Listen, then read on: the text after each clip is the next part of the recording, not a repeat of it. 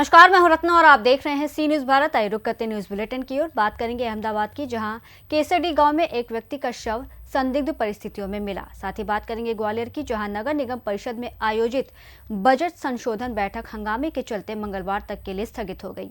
ऐसी तमाम खबरों पर विस्तार से चर्चा करेंगे इस बुलेटिन में।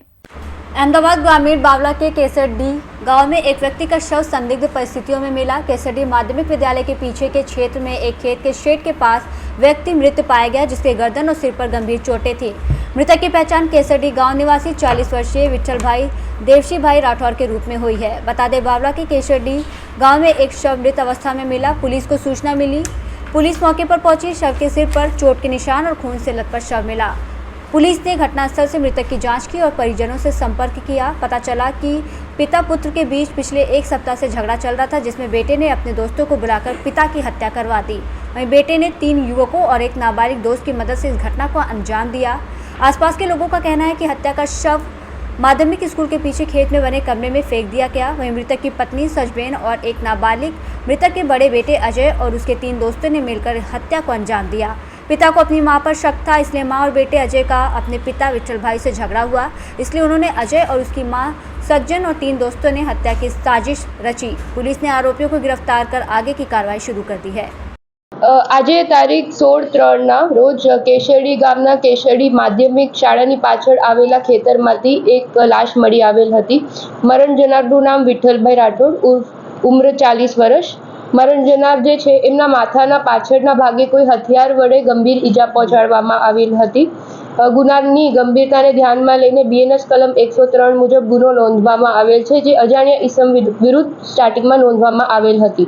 વધુ તપાસમાં હાથ ધરતા અને ટેકનિકલ અને હ્યુમન સોર્સિસનો યુસેજ કરતા જાણવામાં આવેલ કે જે મરણ જનારનો મોટો દીકરો હતો અજયભાઈ ઉર્ફ ઉંમર 20 વર્ષ, એ મરણ જનાર સાથે ઘણા સમયથી મતભેદ ચાલતો હતો અને એ જે તેમની પત્ની છે, જે મરણ જનારની પત્ની છે, એમના ઉપર શક વહમ કરતા હતા।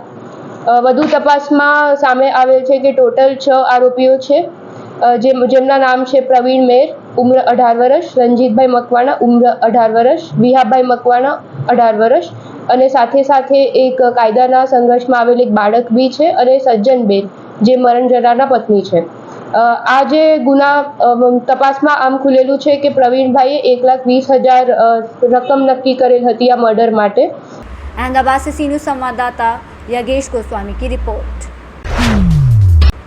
यूपी ऑयल मिलर्स एसोसिएशन द्वारा आगामी 22-23 मार्च 2025 को आगरा में central organisation for oil industry and trade and mustard oil producer association of India के सहयोग से 45वीं अखिल भारतीय रबी तिलहन तेल सेमिनार आयोजन होने जा रहा है। सेमिनार का उद्घोषणा समारोह रविवार को आयोजित किया जाएगा। इस अवसर पर यूपी ऑयल मिलर्स एसोसिएशन के अध्यक्ष अजय गुप्ता ने बताया कि 22 और 23 मार्च को 2 दिवसीय 45वीं अखिल भारतीय रबी तिलहन सेमिनार तेल तिलहन व्यापार और उद्योग का आयोजन शिल्पग्राम रोड स्थित होटल ताज कन्वेंशन सेंटर में होगा। प्रथम दिवस कार्यकारिणी बैठकें होंगी और सांस्कृतिक संध्या सजेगी। वहीं 23 मार्च को सुबह 9:30 पर विधिवत उद्घाटन किया जाएगा। उद्घाटन सत्र के मुख्य अतिथि लोकसभा अध्यक्ष ओम बिरला और विशिष्ट अतिथि केंद्रीय राज्य मंत्री प्रोफेसर एसपी सिंह बघेल होंगे। वहीं उन्होंने बताया कि भारत में खाद्य तेल की खपत अधिक है और उत्पादन बहुत कम। विडंबना है कि खपत का लगभग 66% तेल आयात किया जाता है। कुमार कृष्ण गोयल, कृष्णा मस्टर्ड ऑयल की बात हो रही है, तेल की बात हो रही है, एमएसपी की बात हो रही है, किसान फिर भी परेशान है। ये जो सम्मेलन होने जा रहा है उससे किसान को क्या लाभ होगा और व्यापारी को क्या लाभ होगा? किसानों को तो लाभ पहुंचाएगी सरकार और हम सरकार तक पहुंचाएंगे बात। विदेशों से जो तेल इंपोर्ट होता है वो हमारी सरकार रोक नहीं सकती, क्योंकि एग्रीमेंट्स होते हैं। ऐसा नहीं हम तेल ले रहे हैं, हम तेल लेते हैं तो अपने उसके बदले हम उन्हें अपने चमड़े के जूते बेचते हैं। अगर किसी दिन हमने उनसे कह दिया कि हम तुमसे तेल नहीं लेंगे क्योंकि हमारा जो राष्ट्रीय उद्योग है वो प्रभावित होता है, तो कहेंगे ठीक है, मतलब हम भी तुमसे जूते नहीं लेंगे। तेल लेना पड़ेगा, जूते बेचने पड़ेंगे। हमारी सरकार फेल कहाँ होती है? अभी जैसे दिनेश भाई ने बताया कि पाम के भाव पिछले 6 महीने में सम्मेलन बेसिकली ये 6 साल बाद आगरा में हो रहा है। लोगों की काफी अपेक्षाएं थी कि आगरा में सम्मेलन हो ऑल इंडिया से। हर साल सम्मेलन होता है, बट दिल्ली में हो रहा था, जयपुर हो रहा था, लोगों की काफी अपेक्षाएं थी कि आगरा में सम्मेलन हो। आगरा में सम्मेलन कराया जा रहा है। इसमें लोगों की अपेक्षा रहती है कि भी किसान से कैसे किसान को उचित मूल्य मिले और उचित मूल्य मिल के पूरा इकोसिस्टम को कैसे डेवलप किया जाए। पूरा इकोसिस्टम में माल पैदा होगा, पैदा होने के बाद किसान को उचित मूल्य मिले, उसके बाद आगे जो प्लांटों को माल मिलता है, प्लांट प्रोसेस करके अपना माल आगे बेचा, उसमें सरकार का बहुत बड़ा रोल है। आगरा से सी न्यूज़ संवाददाता अनुज उपाध्याय की रिपोर्ट।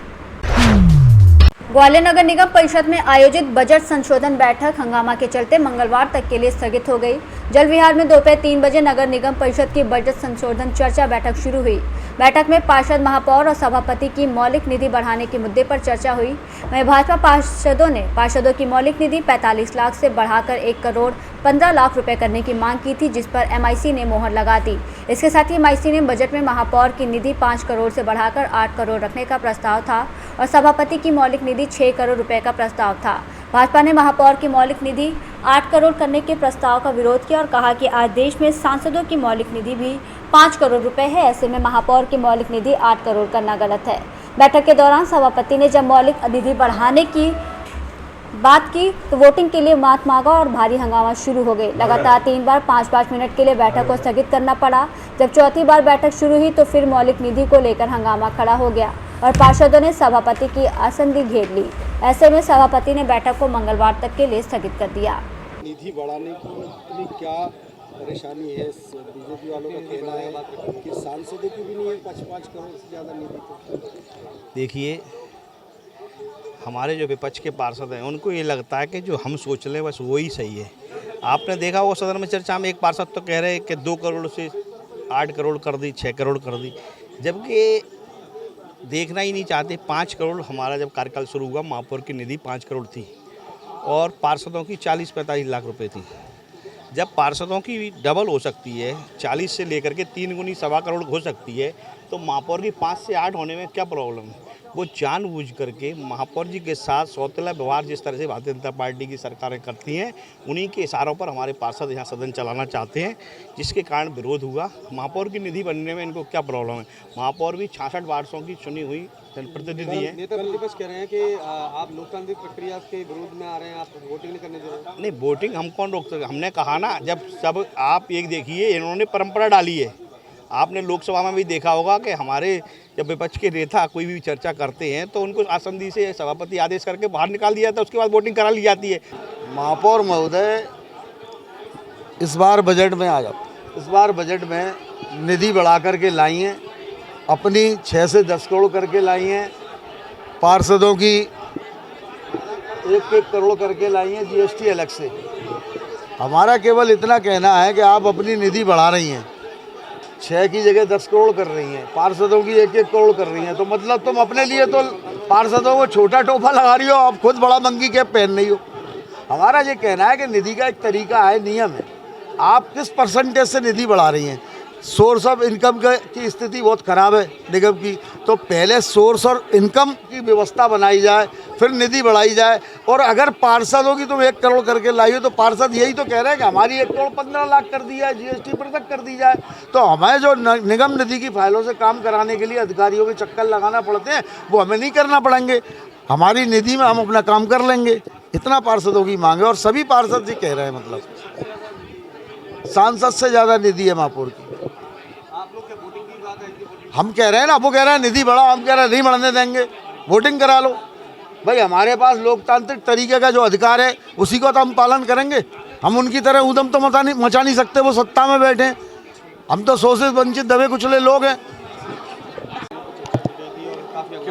आज बजट पे चर्चा थी। चर्चा जब चालू हुई तो सदन में सभी सदस्यों ने एक राय होकर कहा कि पहले मौलिक निधियों पर चर्चा कराई जाए। तो उनकी भावना, मनसा और उनकी मांग पर चर्चा कराई गई।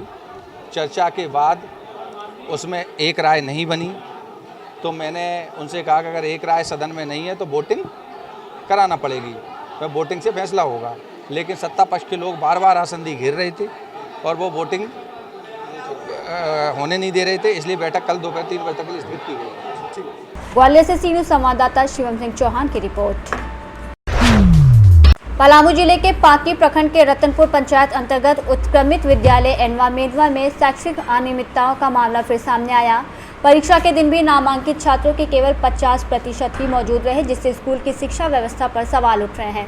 गंभीर बात यह रही कि परीक्षा की समय सारणी लिखते समय अपराह्न और पूर्वाह्न जैसी बुनियादी त्रुटियां पाई गई। जब शिक्षक ही सही लेखन नहीं जानते तो छात्रों का भविष्य क्या होगा, ये बड़ा सवाल है।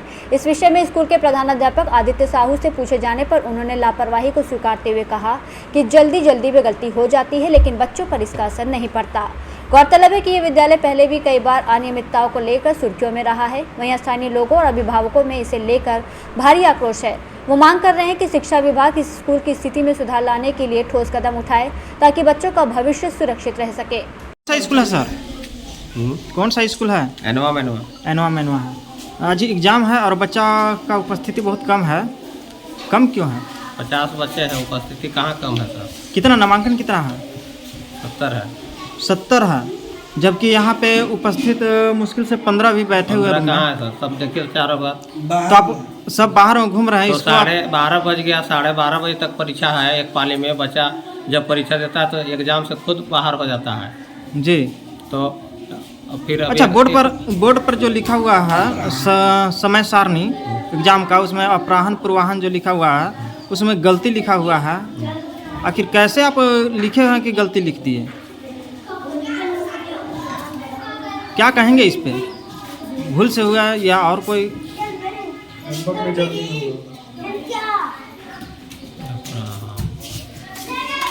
देख सकते हैं अभी बच्चे कितने हैं।